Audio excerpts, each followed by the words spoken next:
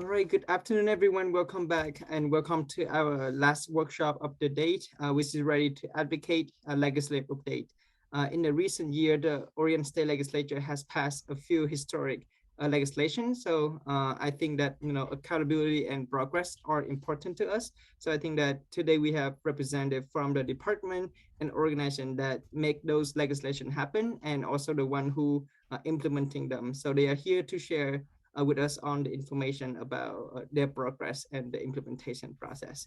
And we are very lucky to be moderated by Leland, who also involved in most of the legislation. So I'll pass this on to Leland to take us over. Thank you, Kian.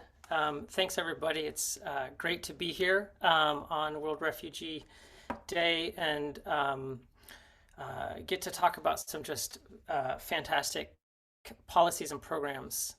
So my name is Leland Baxter-Neal. I am the Director of Advocacy at Latino Network, and I use he, him pronouns.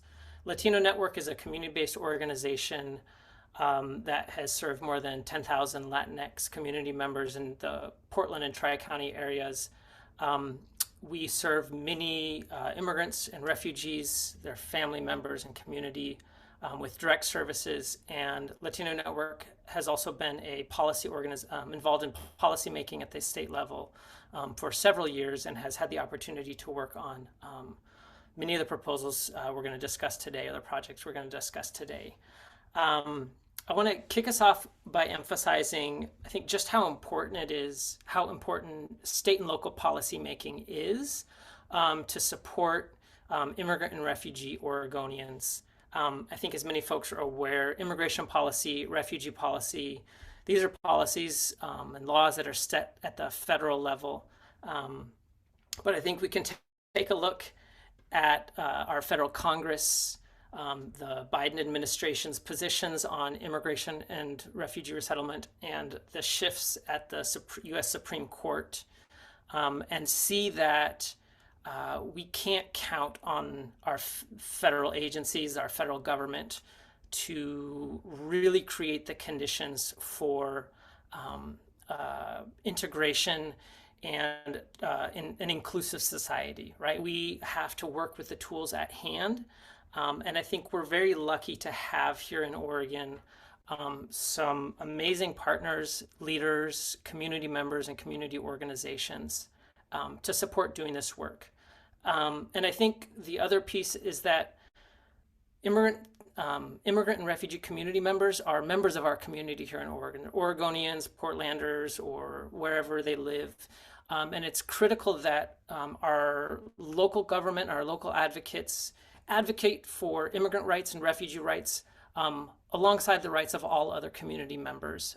Otherwise, we're not living up to our ideals of being an equitable and inclusive state, or being equitable and inclusive communities.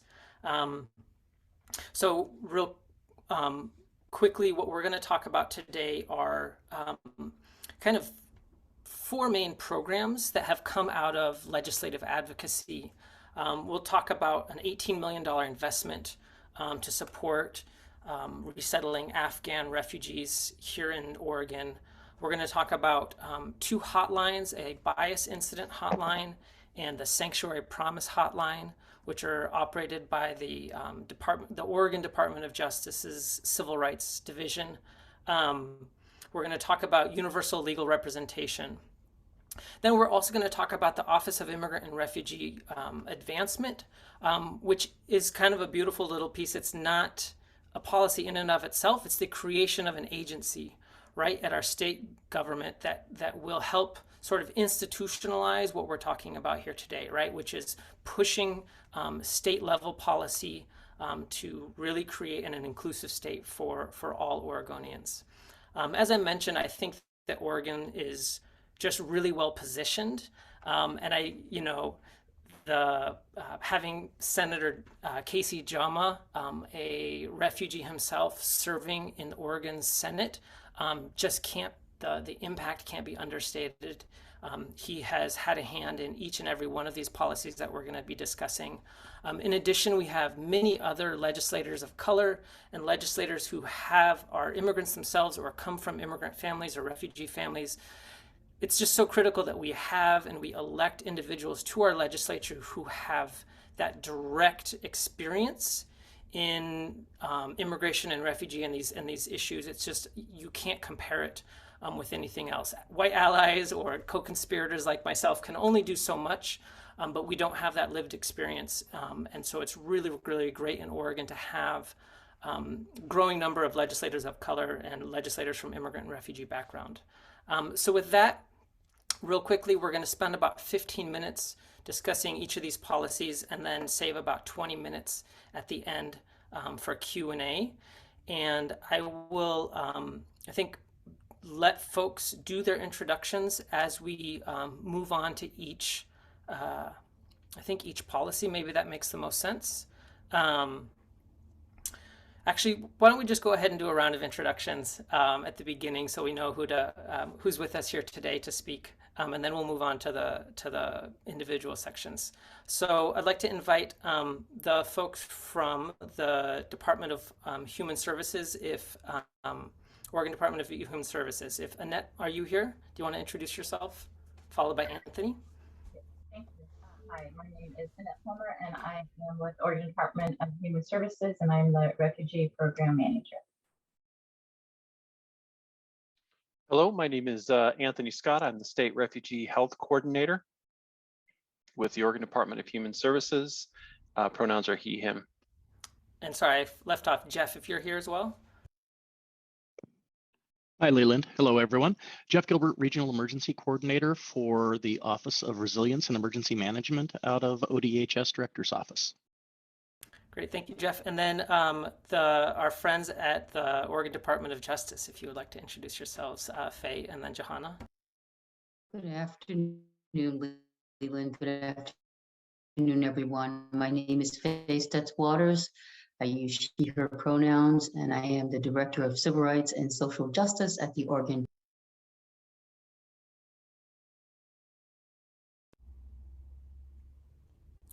And Johanna, if you're with us today. I think I'm solo today, Leland. All right, great. And then I'll pass it to my friend and colleague at Innovation Law Lab, Isa. Hi, everyone. Good to see you all. Isa Peña, I use she, her, ella pronouns, and I am the Director of Strategy at Innovation Law Lab. And my new friend, Tok, if you wouldn't mind introducing yourself. Hi, everybody. Tok Sonali Gillespie, she, her, Sao, and I am the Director of the new Office of Immigrant and Refugee Advancement. Sounds like I got big responsibilities here. Great, thank you, Tok. So let's begin talking about the $8 million investment in Afghan refugee resettlement. And I will kick it over to the team from the Oregon Department of Human Services to take it away. All right, well, thank you very much. Appreciate that. Again, this is Anthony Scott. Everybody calls me Tony, so call me Tony, that's fine. We're gonna go ahead and present. I've got a slideshow that I know everybody's probably really excited to see. So let me go ahead and get that going here for you. And I'll share my screen. It'll just take one moment.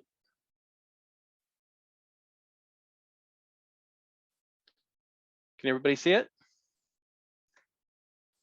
Or are you seeing my emails? That's one of the two. Okay. All right. So we wanted to talk really quickly about the Afghan resettlement process. Resettlement process is what's happening currently.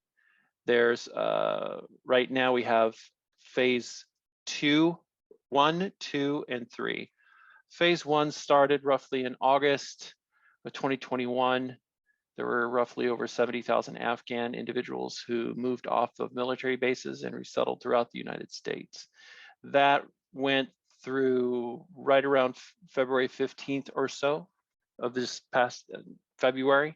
We moved into phase 2, where we had roughly 5,000 individuals. Oh, my video went out, so sorry about that, but we'll keep going. Phase 2, roughly March to summer of 2022. They really didn't have an exact end date.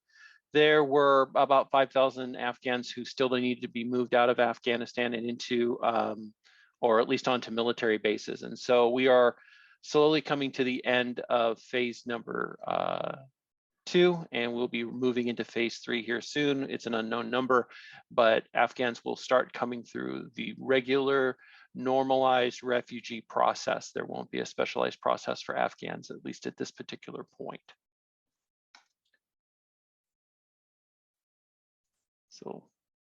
So future state projections for Oregon. We're looking at right now, we anticipated roughly 1,400 individuals coming to Oregon from Afghanistan. We've reached just over the halfway mark as of May.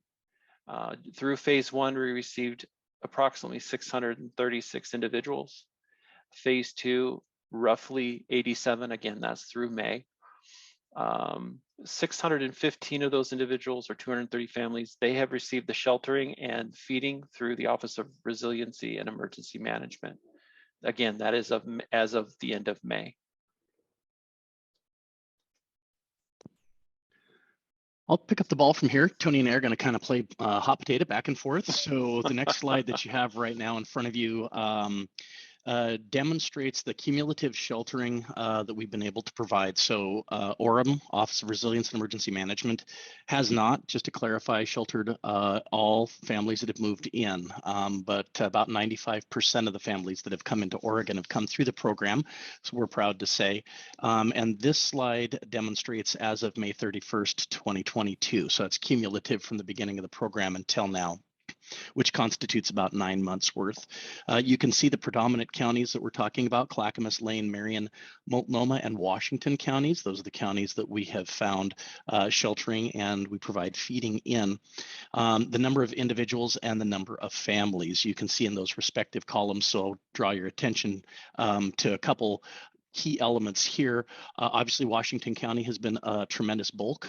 That's because there's a lot of families that have family connections and ties, or there's a lot of cultural elements for them: feeding, religious practices, businesses. And so that becomes one of the more predominant locations where we have individuals. So 301 folks as of May 31st, and those numbers are a little bit higher, you'll see here in just a second, but 615. Thank you, Tony. Appreciate that. So this is as of midnight last night. This is what the numbers look like.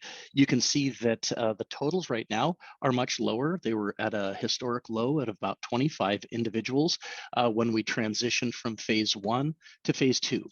Now we've seen an increase in phase 2, still a very small number.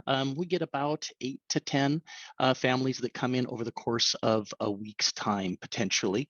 And then they're fed and sheltered for the 90-day period of time that we have, which provides a grace period for resettlement agencies to then try to find that next housing solution. So the numbers, even though look relatively small today, those numbers continue to grow over the last several weeks. And it looks like projections that we have from the resettlement agencies, we're going to see that into the next several weeks. So anyway, there's a lot of effort and energy that goes into sheltering and feeding, as you can imagine, especially now with tourism that has increased significantly. And we're going to talk about that in just a minute. But that gives you the kind of the historic snapshot and our current snapshot of the program. So we wanted to talk about housing coordination and resources. Affordability and availability of housing has been an ongoing challenge. I know that Jeff will be able to chat about that in just a second. And determining barriers and identifying solutions. ODHS, we have been working with the resettlement agencies and helping to look at housing coordinators and agencies in the Washington, Multnomah, and Clackamas counties to look at barriers. We're looking at SSP Housing Policy Advisor. We're going to continue working on solutions for long-term, not just for Afghans, but also for refugees in general. We've been given permission to hire a housing coordinator. So we're really excited about that. And so we know that when newly arrived refugees come in, this is a really big deal, is trying to find housing, because we all know the cost of housing at least in the Portland area, the Valley area, it's tremendous. And the grant amounts that individuals receive they're just not going to cover it. So these are issues that we want to try to tackle as much as possible. So Jeff, do you have anything you want to say about this? Yeah, I would say even in terms of trying to find sheltering, so hotel space and accommodation is exceptionally difficult, especially in those areas. Of course, that's the highest GSA rate in the state is Multnomah, Washington, and Clackamas counties. But just because of tourism and travel and the number of individuals that are still influxing into the state, right? There's a tremendous population of individuals that are moving in from California and other states. It drives up costs, but it also drives down availability for hotel rooms and of course subsequent housing. And unfortunately, our Afghan refugees find themselves at that crossroads frequently. And even though 90 days might seem like an acceptable period of time, I guarantee you 90 days is a very quick snapshot to get these families where they need to be. And we have picked some really amazing hotels and hotel partnerships. Embassy Suites, for example, happens to be one of those. I always like to use that because the team there is outstanding and has done an exceptional job of welcoming families. But it's a 5-star hotel. A lot of families get acquainted and accustomed to that particular living environment, and then trying to find an apartment that would have similar services available to them is complicated, especially if your family is very large, like some of the families are 9, 10, or 11 individuals. You can imagine how difficult that is to find housing. So our resettlement agencies do a great job, but that 90-day window, without that, quite frankly, I don't know what we would be doing. But even 90 days is very short. Absolutely. Thank you, Jeff. So really quickly, we'll talk about risks and challenges. Anticipating the actual number of arrivals. Again, these are always just estimates. We get certain numbers from the feds for certain periods of time, but on an ongoing basis, we're not 100% sure how many will actually be coming and how many will be leaving. Staffing issues with the RAs need to be addressed through they're right now receiving some help from the feds through a volunteer program, Office of Refugee Resettlement. So we appreciate that. I'll let Jeff talk about the last two. So difficulty just trying to get folks in through those 90 days. In the very beginning of the program, the 90-day stay was not very common. As a matter of fact, 67 is the average across the number of days that folks come into the program.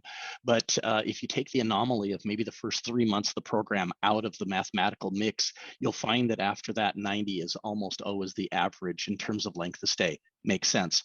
Earlier in the year, a lot more availability of housing. As it goes on further and more folks move into the metro area, it becomes more difficult to find suitable housing for folks. The other piece is really that we anticipated, and my office has built a significant number of contracts just for this mission, right? So we have built 247 individual contracts with hotels across the metropolitan area down to Eugene, just for this mission, because what we knew would happen has become a reality, and that is tourism has exploded.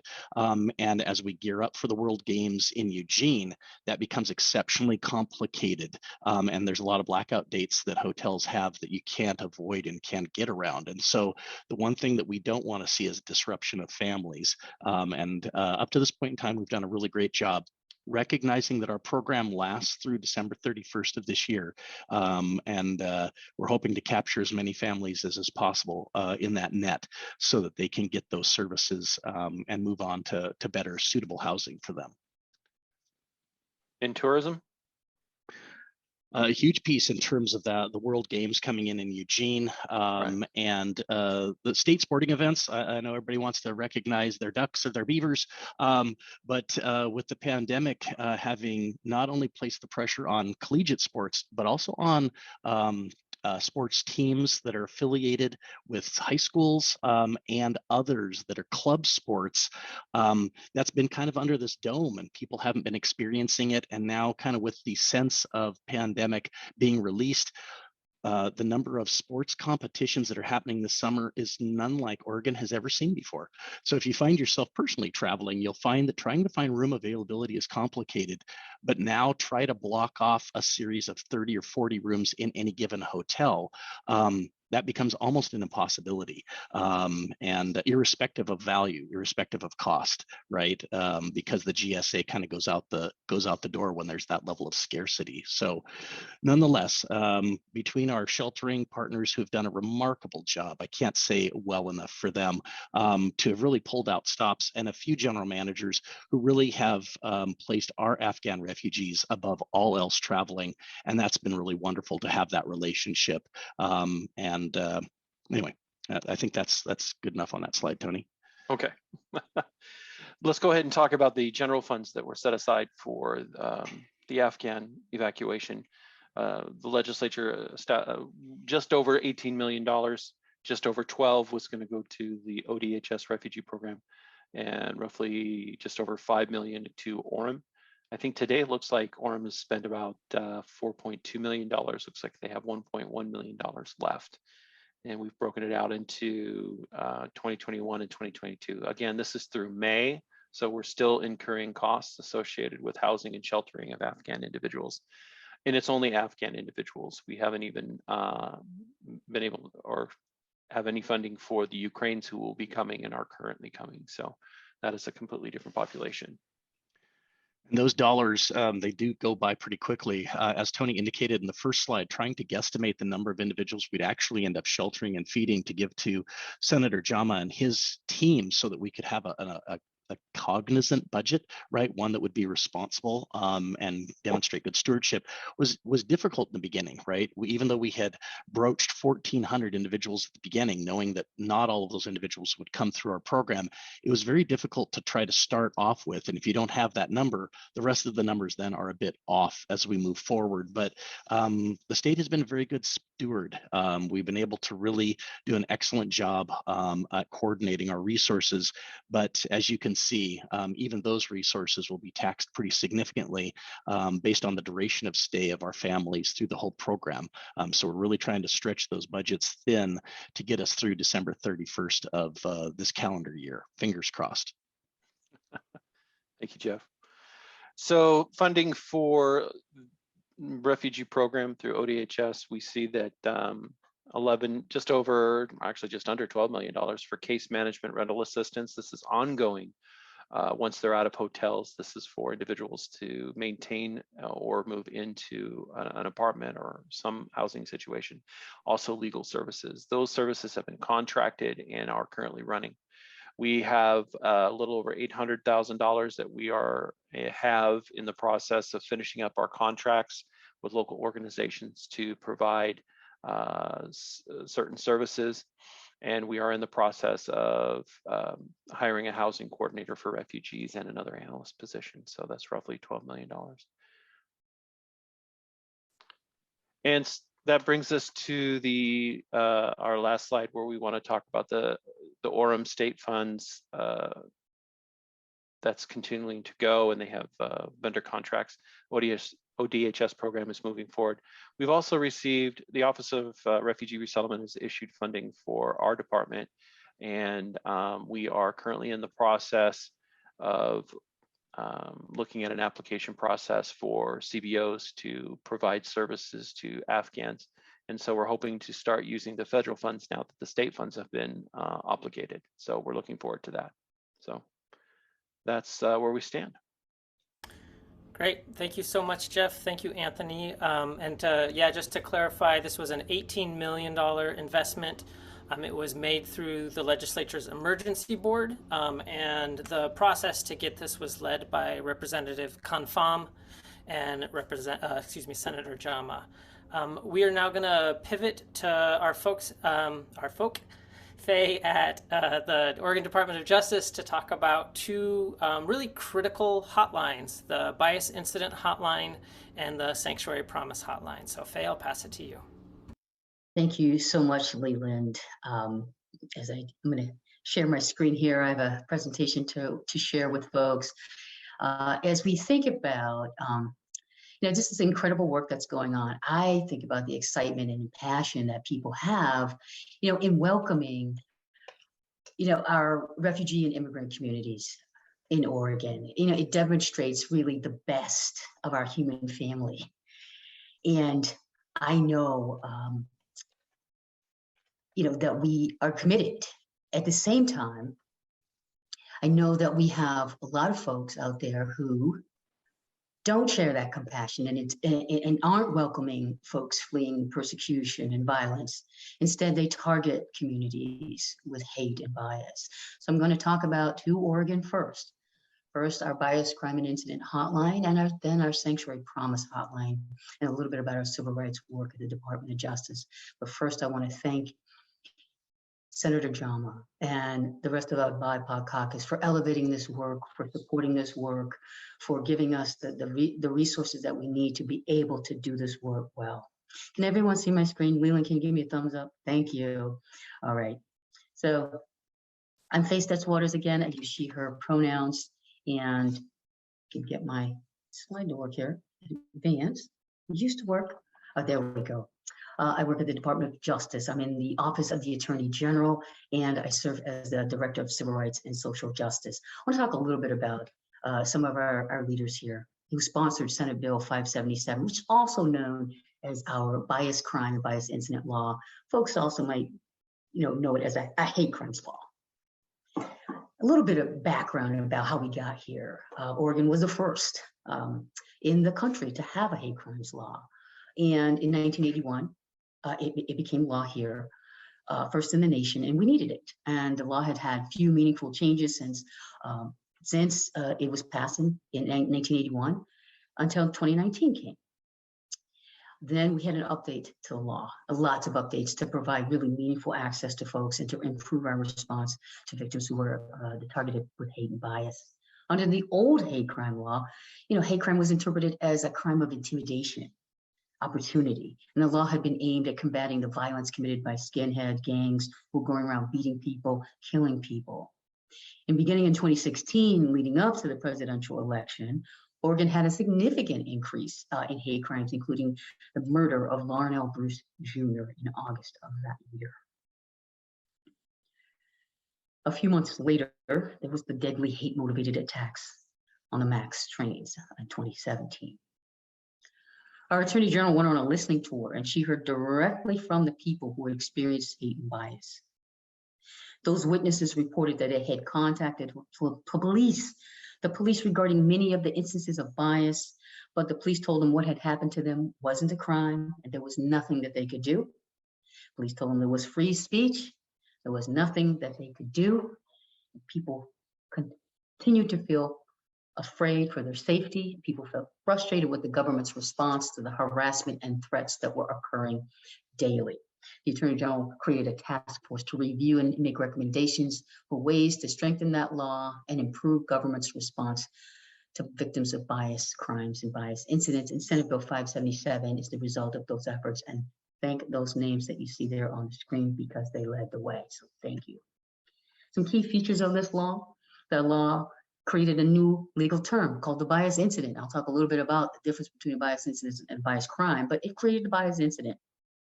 The law also mandates that law enforcement agencies responding to a report of a bias incident shall refer victims of bias to a qualified local victim service or to our hotline. Now, this referral is really important because it connects people in the aftermath of hate and bias. It connects people to much needed support and services and emergency funding. We're learning that some departments aren't responding to bias crimes or bias incidents, and instead have created an online form for victims to use. To the law enforcement agencies doing this, I beg you, please provide a referral information on your sites and link to our site so that victims can connect to services and the support as the legislature intended. The law also requires a telephone hotline to be established for victims and witnesses to report hate and bias. We have people answering this phone, and it's a place where folks can receive support, be believed, hear validation, and learn about options for community support and next steps if that's what they're interested in. The law requires us to report the data that we collect about what's happening in our state. And this law requires not only the Department of Justice, but all district attorneys' offices, Oregon law enforcement to collect and share information with the criminal justice systems or criminal justice commission system. So for the first time, we've been able to actually track hate and bias occurring throughout Oregon. From arrest through to conviction and post-fiction. We now have data, and all of this information is shared publicly on our website and can be used to help improve the law and our collective response to hate and bias. People ask me a lot, why these protected classes? These are the protected classes that are protected under this statute. So when we talk about the perpetrator's motivation of why you did this awful thing to someone, you did it because your perception of this person's race, color, religion, gender identity, sexual orientation, disability, or national origin. Those are the 7 protected classes protected by this statute. And historically speaking, these are the basis upon which the perpetrator targets folks. And currently our data shows that most people are targeted for bias crimes and incidents because of their perceived race and color. So people ask me, hey, what's the difference between bias crime and bias incident? I'll start with a bias incident. This graphic shows some slurs, epithets, and symbols, hate symbols, plus bias motivation equals a bias incident. Well, you can start with a bias incident isn't criminal behavior. It's a hostile expression, basically hateful expression committed against a person or their property. That act is motivated in whole or in part by the perpetrator's bias against the person's perceived race, color, national origin, sexual orientation, gender identity, disability, or religion, for which criminal investigation or prosecution is either impossible or inappropriate. So somebody did something, but we don't know who did it, is generally what that last piece means. These acts, they can be intentional or unintentional. They can be controlled or out of control, rageful. They can be displays like hateful flags, degrading language, all delivered with the goal of humiliating someone and sending the message that they are not safe or welcome here in Oregon. An example would be like telling a person of color to go back to your country. That's a hostile utterance motivated in whole or part by a person's bias based on a person's perceived race. Yes, this is free speech, but it's also could be a bias incident based on race, color, and national origin. With a bias crime, a person has actually committed a criminal act against a person or property, and there's evidence of bias motivation. I'll get a little bit more into that here. What are we talking about? We're talking about the harsh stuff, putting your hands on somebody. Bias crime is a criminal conduct. It acts like threatening to commit physical violence and committing actual violence, like, putting your hands on somebody, tampering with their stuff, damaging a person's property, harassing them, using a weapon, and now we have a new law, intimidation by display of a noose. These are criminal offenses. They're committed against a person or property. Again, these acts are motivated in whole or in part by a perpetrator's bias against somebody else based on those protected classes I identified earlier. Again, I'm going to say it because this is really important. This is a mandate, a requirement. It's not elective, it's not discretionary. ORS 147-380 says law enforcement that responds to bias complaints shall make a referral. We made it easy to make the referral. We created cards, we created resources for law enforcement to use. They can use a QR code that links directly to our site. It makes it easy to make a referral to our hotline or to a local qualifying victim service. So please to make the referral. We're starting praising departments who are making those referrals and who are using our online portal to share that information with us. So if you are a bias incident victim and you did not receive a referral from law enforcement, please ask them to make that referral, and you can use this site to remind them. We have a hotline number at the Bias Response Hotline. The number is 1-844-924-2427. We accept all relay calls. We have interpretation services from over 240 languages. If you don't want to talk to us, that's fine. You can contact us online at standagainst.hate.oregon.gov. Oregon is spelled out all 6 letters. A key resource we'd like folks to remember is our Bias Response Emergency Fund. Thank you again to the BIPOC caucus for giving us this money so that we can help victims of hate and bias. We have an infusion of funds for emergency purposes. It's a limited resource fund, but it is available to assist victims of bias crimes or bias incidents in their recovery. People have to submit an application within 90 days of the bias crime or incident. And it's financial assistance up to $1,000 per person or $2,000 per family is available to help with things like increasing security measures, making property repairs, interpretation costs, boarding, pet boarding, and relocation assistance. So please help us spread the word about this resource. I'm going to turn our attention to our second first. This is House Bill 3265, also known as the Sanctuary Promise Act. See Leland's face. Look at him smiling. He had a lot to do with this, and I thank you, sir. Oregon, again, was the first state in the nation to pass a sanctuary law in 1987 to ensure the safety and dignity of the human rights of all. And in 2021, our Oregon legislature expanded this law for the first time under the Sanctuary Promise Act. We call it House Bill 3265. This too has some similar features. There are some prohibitions for law enforcement and public bodies which may not use facilities or properties or money, basically any asset, including tech and personnel, to investigate, detect, apprehend, arrest, detain, or hold people for federal immigration enforcement. We've expanded our hotline to include these services. Again, we have a statewide hotline, trauma-informed, culturally responsive, for reporting suspected violations of this law.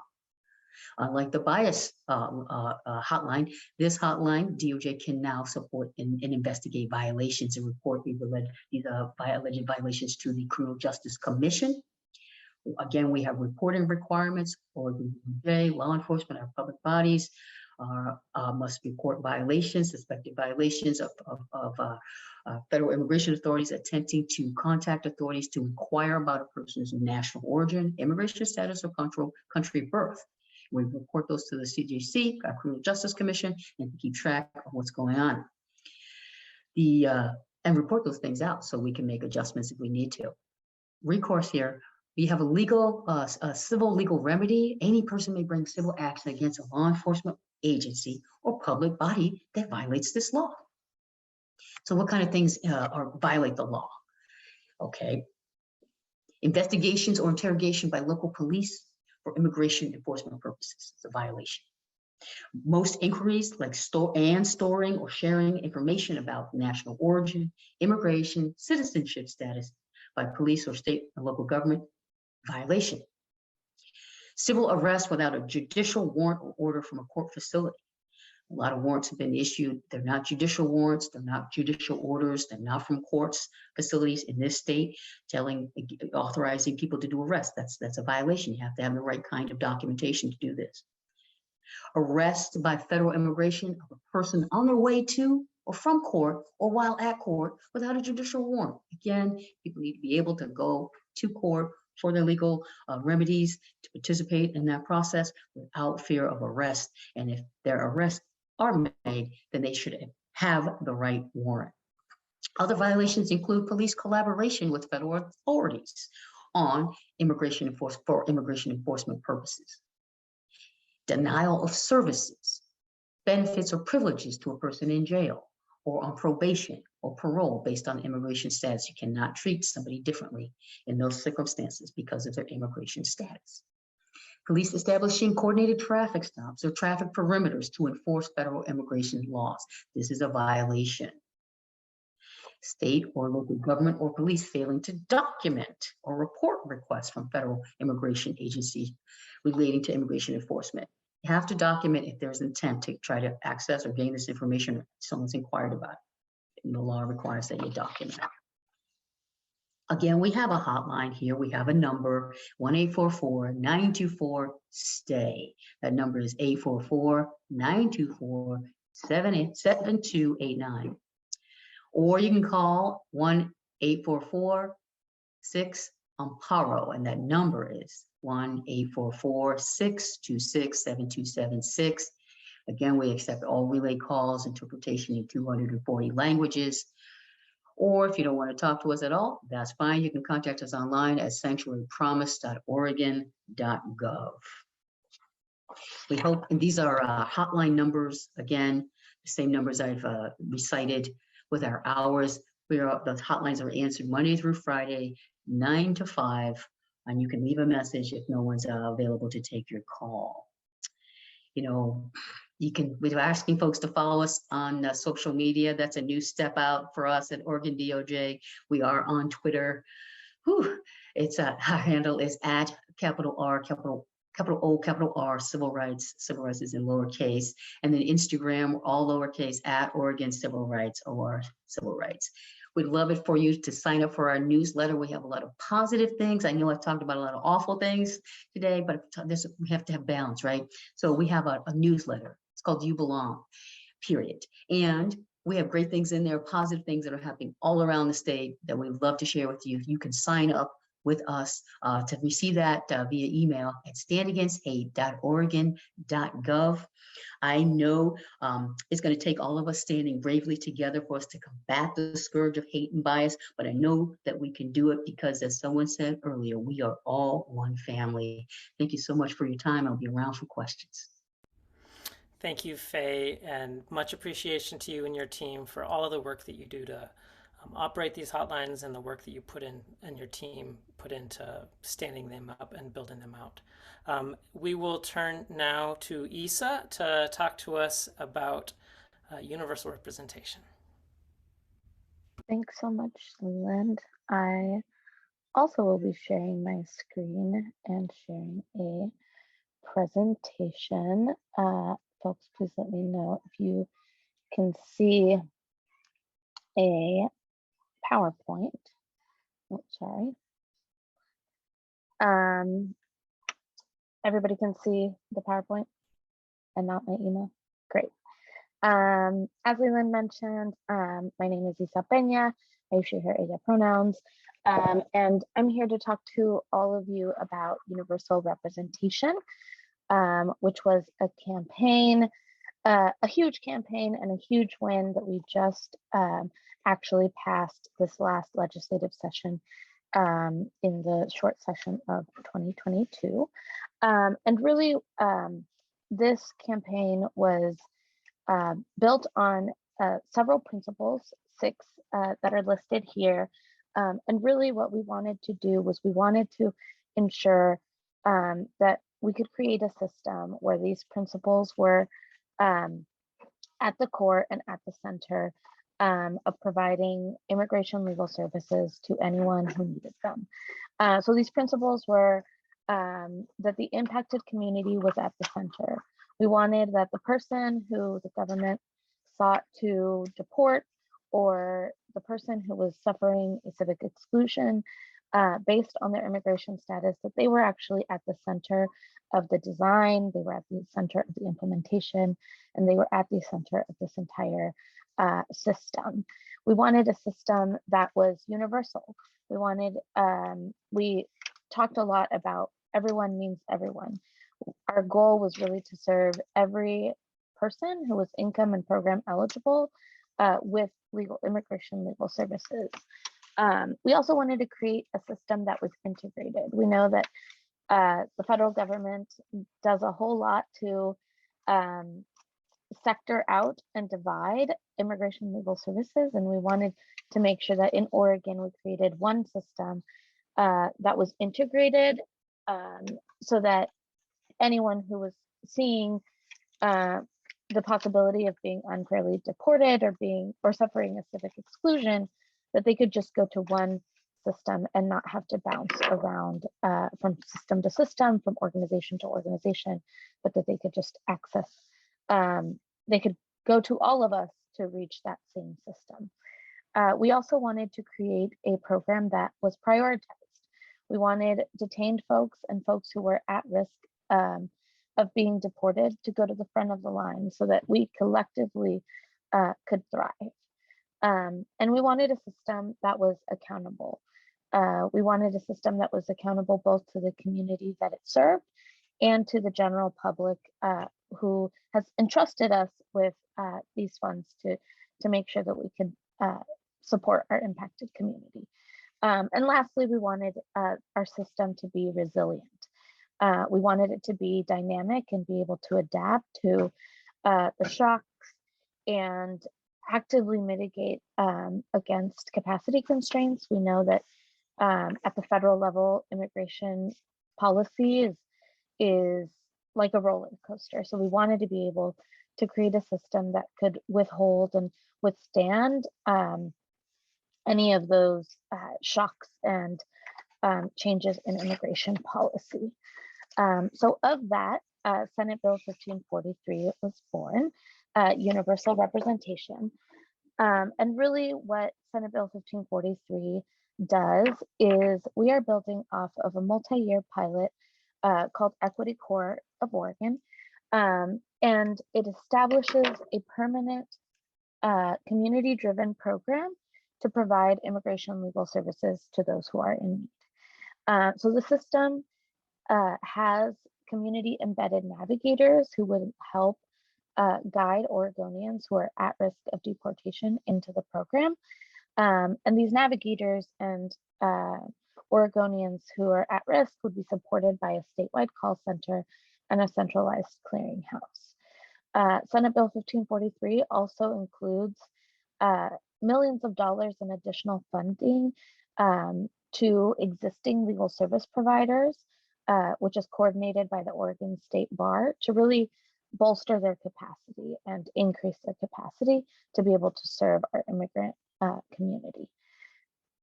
We also knew that we wanted people from every corner of the state to have access to an attorney. So we, Senate Bill 1543 embeds attorneys at community-based organizations throughout the state to provide legal services to community members at culturally accessible locations. We know that community-based organizations oftentimes are the only resource that they have in a lot of different areas. So we wanted to be able to embed attorneys at those places so that they don't need to come to Portland or one centralized place, but that they can have access to our statewide services where they're at. We wanted to create a system that was flexible and able to adapt to changes in immigration policy. So we want, like, the system is going to be equipped with attorneys who are able to respond to both mass deportation efforts, and if there is changes in immigration policy for legalization opportunity, we want them to be ready to serve our community.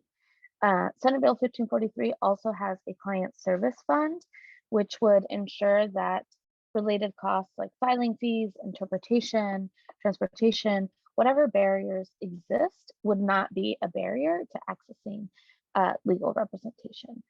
And then the other component of the policy is that the governance structure, or the entity who governs, is made up of community-based organizations, a lot of which interact with our immigrant community every single day.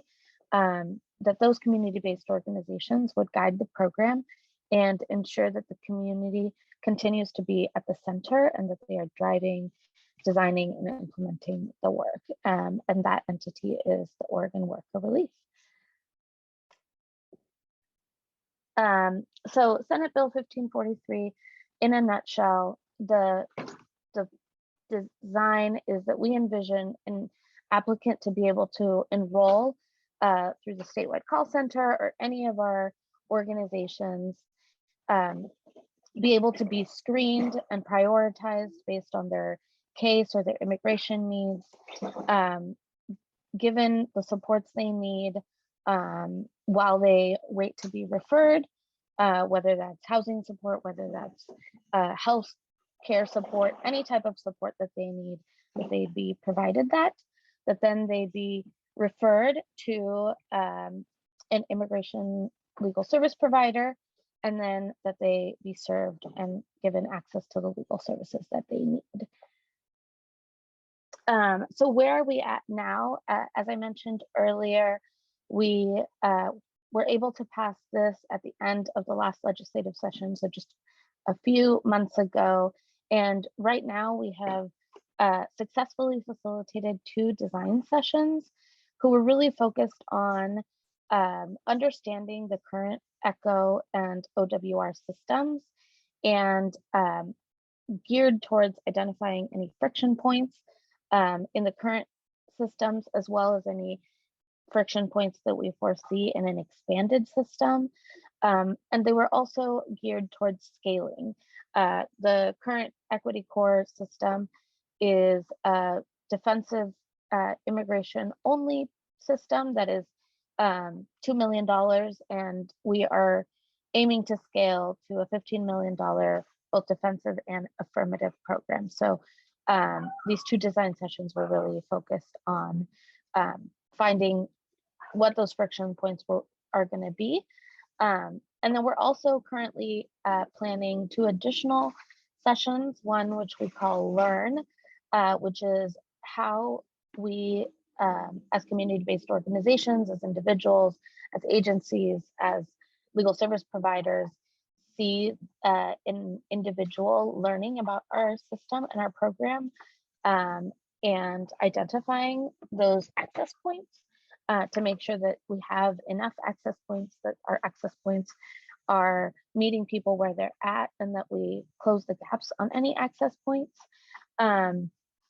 And then our 4th session is going to be on what we call the service triangle, which is the first service triangle, which is between the client, the navigator, and the clearinghouse, and how we create pathways for easy communication, whether that's texting, whether that's WhatsApp, whether that's Facebook, meeting people where they're at, providing any services that they may need. How can we use accompaniment or other folks who are in kind of those initial phases of being the actual client, being a navigator who is helping them navigate the system, or being the clearinghouse, which is helping sort and prioritize to better those communications. So right now, we don't have yet an executed contract or the funds from DAS, so we are still currently negotiating the language. But once the funds flow to Oregon Worker Relief, we will be using what we learned in this design phase to really prototype, test, implement, and scale the program. And we do this through a human-centered design thinking approach that focuses really on designing something quickly, prototyping, testing, implementing, and then scaling and iterating as we go. We know that our system needs to be flexible, so we want to be able to iterate as we go. And I think the last image is just a couple screenshots of our design sessions. There's a lot of sticky notes, just sharing what the thinking has been around how an individual interacts with our systems, and what are some of the things that causes, what are some of the root causes for deportation and detention. And with that, I will pass it back to Leland. Great. Thank you, Isa. So exciting to hear all of this and the work that's going in to stand up what will be again, another first here in Oregon, a system unlike any other in the United States. And I will now pass it to Director Sonale Gillespie to talk about the Office of Immigrant and Refugee Advancement. And Director, feel free to go until 4:15 with your time, if needed. Thank you. Look at you, Leland, throwing out my last name. I just really, I can't thank each and every one of you enough for participating today. You know, as the person who has the privilege and responsibility of leading this work, I've learned a great deal. As someone mentioned earlier in the symposium, you have your work cut out for your office. There was a smiley face, and it's serious. There's no way I can do this work without the partnership and the relationship, right, with our state agencies, our immigrant and refugee advocacy groups, Immigration Legal Services Network, refugee resettlement agencies, the businesses, you know, immigrant and refugee communities themselves, faith groups, you name it. Now, my dear friend, Kat Kelly, sure some of you know her, amazing human. She said, you know, Senator Jama got you a loan and investment from the bank, and you and community get to build the blueprint. Like when she said that to me, I was like, oh my God, That's both exciting and scary. I know you've received a number of thank yous today, Senator Jama, and I hope you're soaking up all the gratitudes because you deserve it and more, right? This office, has a big responsibility. And I love what you said, Leland. This office is responsible to institutionalize everything we talked about today. That's a big word, and that's going to take years. But I'm excited, right? Like how do we harness this enthusiasm, this interest, and this creative thinking from our legislatures and our community partners here in Oregon, right? This office was passed, what, a year ago? Wasn't it June 2021? Like, full circle, I'm here. And we're still working on hiring, the rest of the team, which is a policy advisor, an admin support, and a community partnerships person. I'm hoping to grow that. Really, my overall vision, for this office is to collaborate with our community partners and state agencies and all those I mentioned earlier to really ensure that all immigrants and refugees arriving to Oregon receive services and benefits regardless of their immigration status. It goes back to what my sister Isa said earlier, right? It shouldn't be like a program or a network to do that. Like we as a state should really do that. So I believe that we can do that by strengthening our refugee resettlement infrastructure, strengthening what Innovation Law Lab is building, and really aligning policies and existing systems. I know this work is challenging and it's complex, but I am motivated by the opportunities and possibilities that exist here in our state. I've never seen $18 million. I'm used to 3 zeros. So when $18 million was invested in helping to resettle our families from Afghanistan, I was like, wow, what else is there? So as somebody who's really new to state agency, I'm committed to, or state government, I'm committed to learning as much as I can and really collaborating with the rest of the folks here in our state to really do better.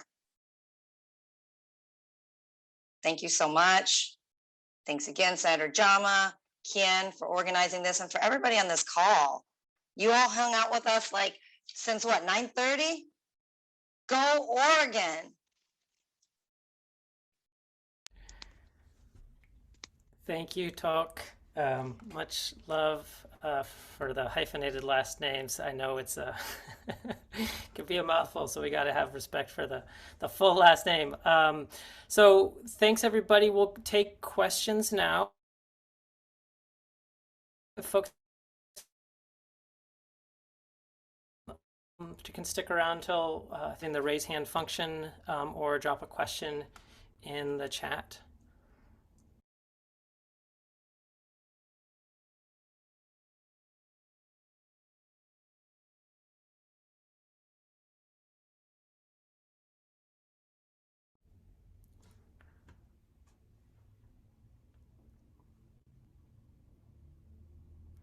And folks may be tired from a long day on Zoom and be ready to call it a day. I think. Yeah, Leland, if you mind, I jump in. Yeah, I think that, like you said, it's a lot of information to absorb today. So I think that people may have more questions as they review the material that we're gonna send out after the event. But if no one have any question, I think we can just wrap up and finish the day.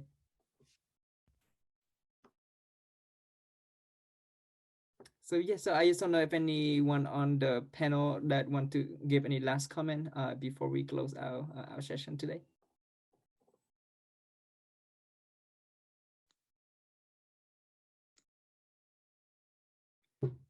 All right, if not, thank you so much again, everyone. I know it's a Tuesday evening after a very long weekend with many activity. Really appreciate everyone for being here. And as promised, we will send out the material. And I think I want to echo what Senator Jama said, that this work will take all of us.